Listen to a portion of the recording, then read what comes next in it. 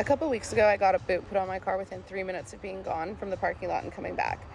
I went to City Council last week in order to ask them to implement 3 policy changes that could make parking enforcement practices more equitable and less predatory. 2 weeks ago, I got a boot on my car, so today I am at Austin City Hall to ask them to implement 3 policy changes that would make parking enforcement practices less exploitative and less predatory. Wish me luck.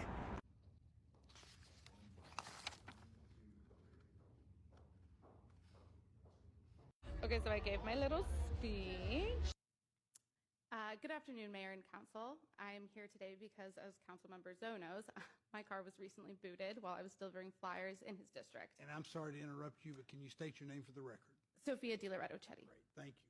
I was gone for about the same amount of time that I'm allowed to sit here and speak today. The notice shows that I left at 5:09. The receipt shows I returned at 5:12. My car was unlocked, the keys were inside, the laptop was on the front seat, my sunroof was open. It was pretty obvious I wasn't going to be gone for long. But one space over, a young man sat in his car with a boot in the trunk waiting for someone like me to make a mistake so he could make a commission. When I called 311 to file a complaint, the person who helped me told me they received many similar frustrated calls. She explained sympathetically that as long as the signage requirements were met, these practices were technically within the law. That's when I realized it wasn't about me or the time that I spent there. Every system of rules creates incentives, and if those incentives reward exploitation, then immediate immobilization is what we're going to get. That's why I'm here today to ask you to consider 3 simple policy improvements that would make enforcement fairer and less predatory. Less than a week after the booting incident, I also received a parking ticket from the city itself. It was issued at 5:38 on a Monday when pay to park in the area ends at 6.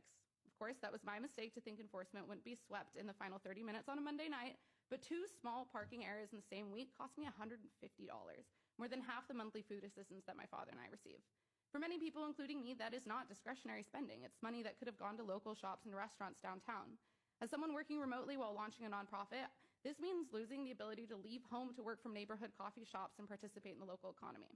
When accessing downtown or university areas becomes financially risky for residents who don't have extra cash on hand, it changes who feels welcome to participate in those spaces. Last year, the city raised parking fees from $20 to $50. $20 felt like a reasonable reminder to follow the rules.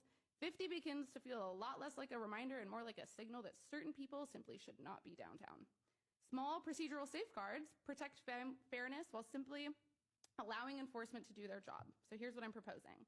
A 10 to 15-minute observation period before a vehicle can be booted, a warning notice for first-time offenders on a property, a reasonable boot fee removal of $75 to match the city's own parking structure fees. You can see from the handouts I provided that other cities already do this, including San Antonio. Cities across the country regulate private booting not by banning enforcement, but by requiring reasonable waiting periods and procedural safeguards. They protect property owners' rights while also protecting residents and visitors from predatory enforcement practices. Small adjustments like these improve fairness, reduce conflict, and build trust in our local systems. All I ask is that Council will consider directing staff to review these examples and explore whether Austin can adopt similar safeguards. Thank you for your time. I'd also like to thank the 311 employee who took my call. She told me how difficult it is to take calls from residents who feel taken advantage of, knowing there's very little she can offer because these practices are technically within the law. I promised her that I would come here today and try to fix that. We appreciate you being here. Thank you. And the city manager came up to me afterwards and asked to take a meeting and invited over the assistant city manager who handles transportation. And apparently they're doing a bunch of studies right now, like curb studies, and they invited me to come to their next public transportation meeting and talk to them about my ideas. So that's what we get. Use your civic power, people. And today I'm going to show you how to do that because I actually plan on going back to talk to them about all of the parking issues that we're having with the parking fees going up from $20 to $50 and from streets now being entirely blocked off to either parking by permit only or all paid to park, which is creating a different kind of caste system where some people are welcome in certain parts of town and other people are not because they can't afford it.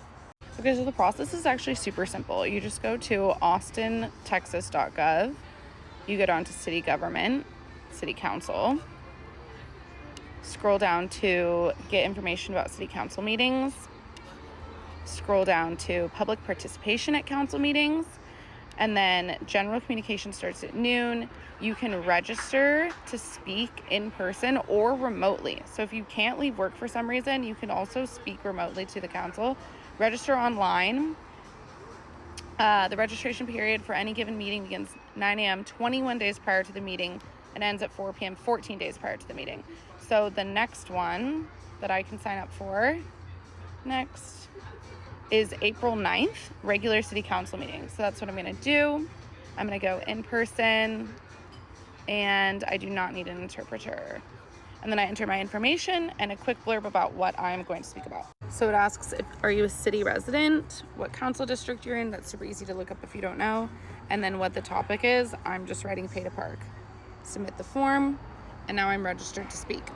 On the day of the meeting, you show up 11:45 is usually fine. You just have to be seated in the room before noon. If you want to like pass things out, you email them to the council clerk by like 5 p.m. the day before. So I had a couple of different examples of laws that people could implement in different cities like San Antonio and Chicago and Provo, Utah. So just email those over if you want them passed out while you're speaking to the clerk, and then they give you 3 minutes. That's the hard part. I had a lot I wanted to say, and condensing it down to 3 minutes, really hard to do. And it's a little nerve-wracking once you get up there, so I knew I was going to speak fast. So I was able to write a little bit more than I practiced, but practiced it a couple times. That's why I sounded smooth. I had highlighted I printed out what I was going to say, so it wasn't on my phone. I didn't lose my spot. I had highlighted the things that I really wanted to draw attention to. And that's what was able to make it a smooth, seemingly eloquent. I was shaking the whole time. It's really scary. It's less scary if you go up with other people. And then they say thank you, you close up, and if it caught their attention, they'll come and talk to you. I had the city manager come talk to me afterwards and set up an appointment with the assistant city manager who manages transportation. If you have a specific council member you want to talk to for your district, I wanted to talk to council member Zoe because that was the district that I got the ticket in, or the boot in. And so he kind of, it's his district. He's going to want to pay attention to that stuff. But email your council member afterwards. Be like, hey, it was me. Here's what I said when I spoke. Here's a copy of a transcript of what I said.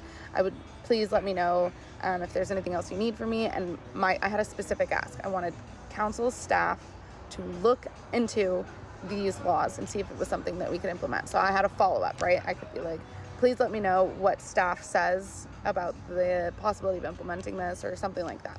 Something so that you have a follow-up and they know that you're paying attention, and don't be afraid of being annoying. I'm also going to be signing my dad up to speak because he is an artist that goes to South Congress to sell his art, and he used to be able to park a couple streets up and not have to pay, and then walk to sell his art on South Congress, and now he has to pay $5, $8, $10, $20 every time that he goes to park on South Congress to try to make a living, which is kind of ridiculous. Every time I want to park to visit my friends in downtown, I either have to risk parking one of their lots and getting towed, or pay to park on the street just to hang out with my friends, just to work downtown. And I have a huge issue with this whole system because it creates a caste system within our city about who is welcome places and who is not. And even when I do have the money to pay for parking, it takes away from the money I would spend at one of the businesses. So like, for example, yesterday I parked on South Congress and I was working at Hotel San Jose. They have a lovely happy hour. Drinks are like $9 or something like that. And I didn't get a second one because I had already spent $7 on parking, and I don't leave as good of a tip as I would because I've already spent $7 on parking.